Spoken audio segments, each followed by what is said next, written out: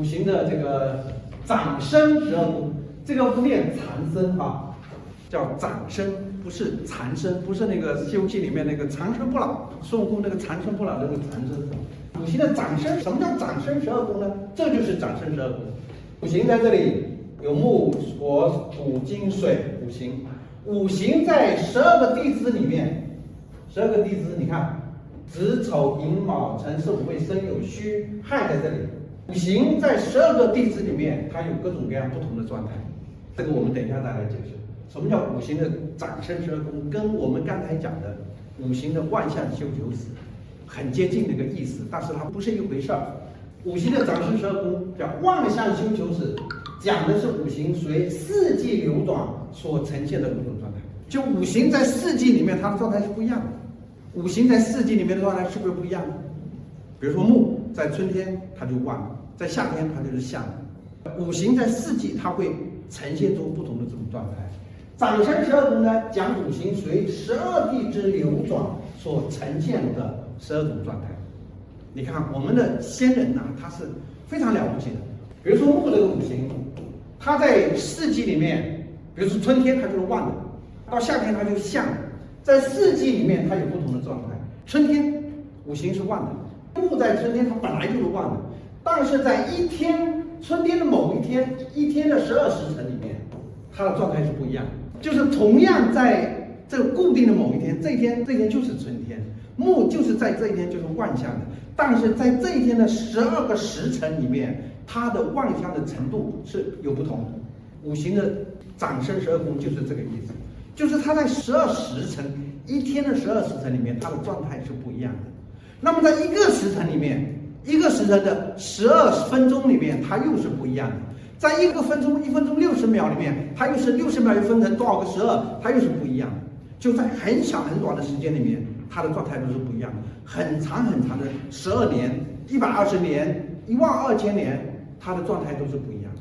这就是五行的长生12宫。一个是四季很清楚，春天就是春天，夏天就是夏天，冬天就冬天，秋天就秋天，它万象各有不同。但是在某一个点，春天的某个点，夏天的某一个点，秋天某个点都一样，在某一个点那个很短的时间里面，一天，我们以一天举例，就在这一天里面，它的旺的程度是不一样的。就是你选日子、选时辰，就是根据这个东西，它哪一个是最旺的？比如结婚几点是吉时啊？你既要选旺的那个季节，又要选什么旺的时辰。比如说你选时节，你选的不好，他这个人是木命，你给他选到秋天去，他本身就不好。但是在不好里面不得已啊，比如有的人必须在这个日子结婚啊，那怎么办？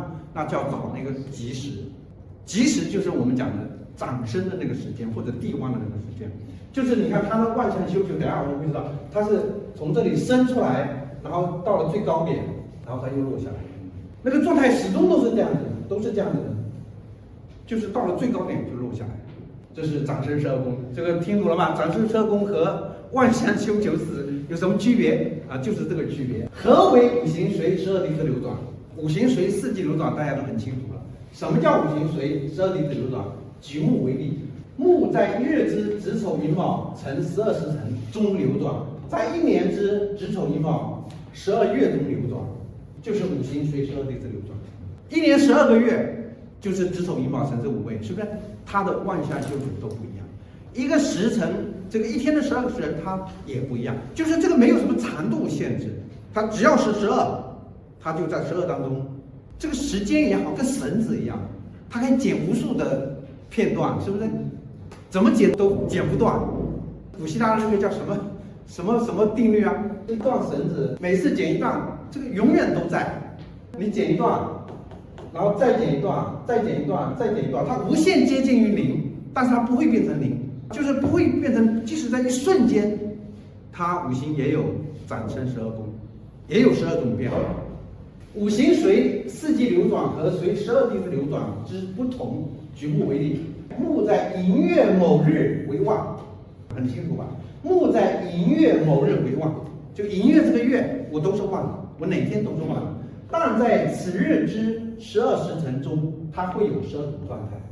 同样，木在5月某日为休，但在此日之12时辰，它又会有12种状态。你看木这个五行，它在亥这个地支的时候，它就是长生的。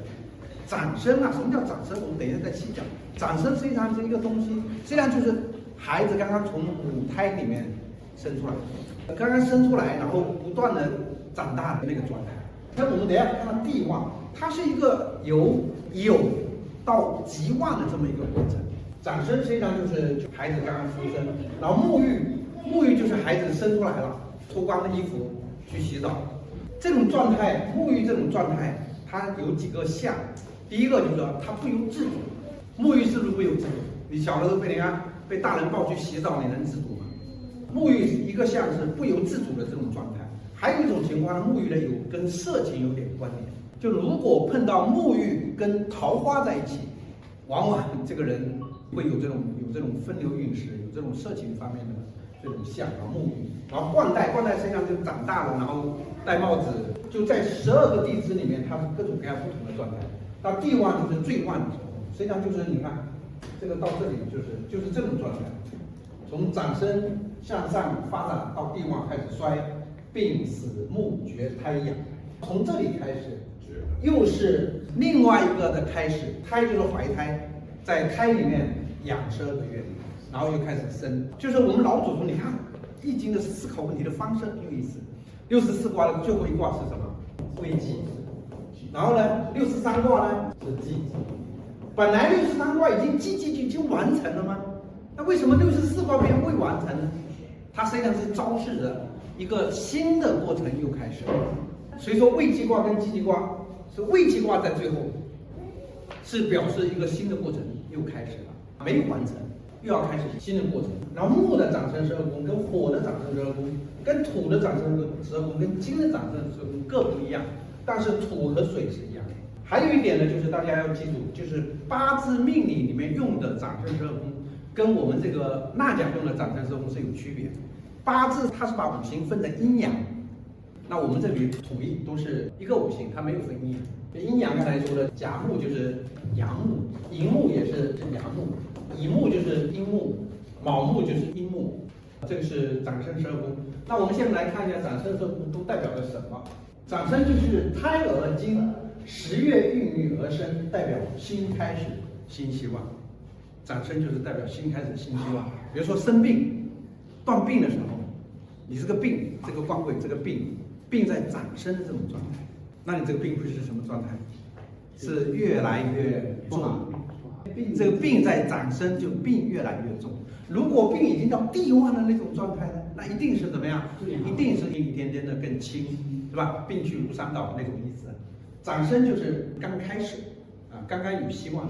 沐浴是人出生后洗澡，完全不由自主，代表幼小听天由命，任人摆布，有任人摆布的这种象。所以沐浴是一种不太好的一种状态。然后冠带如人长大，头加冠，腰束带，冠带就是头上的冠，腰间的带，这是长大的象征嘛？但能不能自立？冠带只是你可以戴帽子，叫成人礼。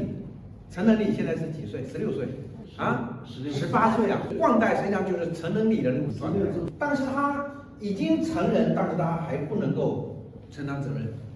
然后再来是灵光，灵光就是已经可以出来工作了，20几岁了。如人已出世，出世就出来做官，要面临官职分内之事，面临上官，代表渐成熟，有实力，但未到极致。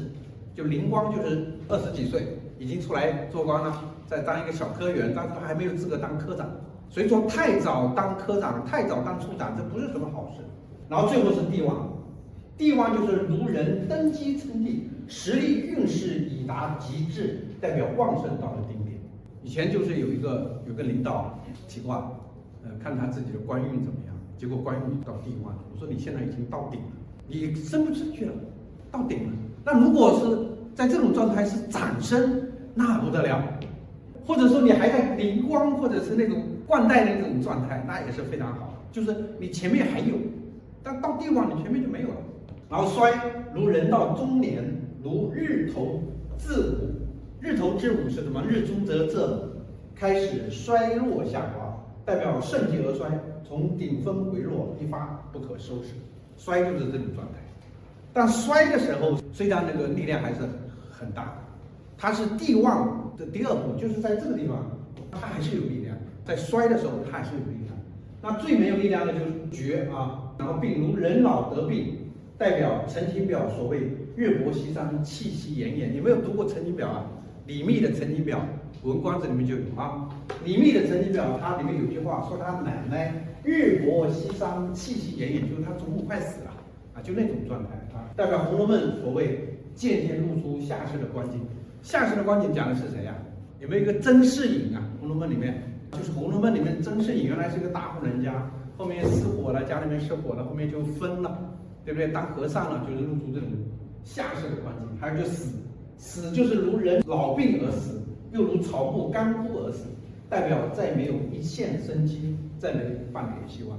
就是你测病的时候，断病的时候啊，你要看看这个，你在日上是不是临死？如果临死就是很糟糕，就断病的时候要看这个死，其他的这个倒不是那么重要啊，就是尤其是断病的时候。还有就是重刑的那个犯人，他如果是判死刑，就一定会看到这个死，一定是在日上会看到这个死，没救。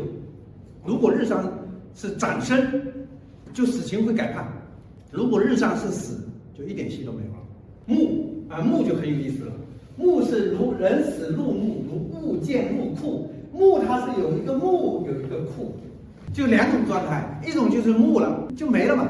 就你如果很衰，你的生命是很衰落的，你入了这个木，你就死了。所以说我们断卦的时候会经常需要用到这个木。但是你如果是很旺的，你是万象的，你入木，那不叫入木，那叫入库。只不过是就好比汽车或者飞机这几天不飞，它拉到库房，拉到地库里面去，让它在里面待着，就是它的状态不会改变。在入库的时候，它的状态不会改变，但它既不能生人，它也不能克人，它也不被人克，就它被保护起来了。像你们公安抓人就是这样的，他如果入木了，你抓不到他。入木这段时间你不要想抓，他躲起来你怎么抓？当你要抓什么？抓他出木的那个瞬间，你给他包围，你在那个这个守株待兔，你才能抓到他。绝就如人死入木，花死入土后化作了土，代表绝对没有剩下，一切都化为乌有，就是一点都没有了。但是绝处逢生又很厉害，比如说你一个爻是财爻，财爻绝了，你占财爻绝了，一分钱都没有啊。但是突然间他来一个生他的，哇，原来可能只有100万，现在变成2000万，绝处逢生的那个增长的力量是非常大。绝处逢生，它这个爆发出来的力量非常大，绝处逢生很厉害。最后是胎和养啊，胎是如女子受孕结胎，如花草树木之种已种在地下，代表无中已然生出了有。但是这个有就是我们怀孕经常说我有了，但是这个有跟长生还是不一样的。这个胎它是一时尚不可见，须到长生时才可见。胎就是一时半会你是看不到希望，要等时间啊。但是它总比死啊木啊要好。然后养是如人出生前养在母腹中，如一世正在酝酿中，代表长生之前一段过程，代表为长生所做的一些准备。实际上这个养是很不错的，但是你要等，就是这个时间你要过啊，占财也好，占这个仕途也好，就是如果碰到这种养的情况，不要急，不能急。比如说你是副处长，这个处长总有一天落到你的手上，但是你要等，你不能够说我马上就要，那不行。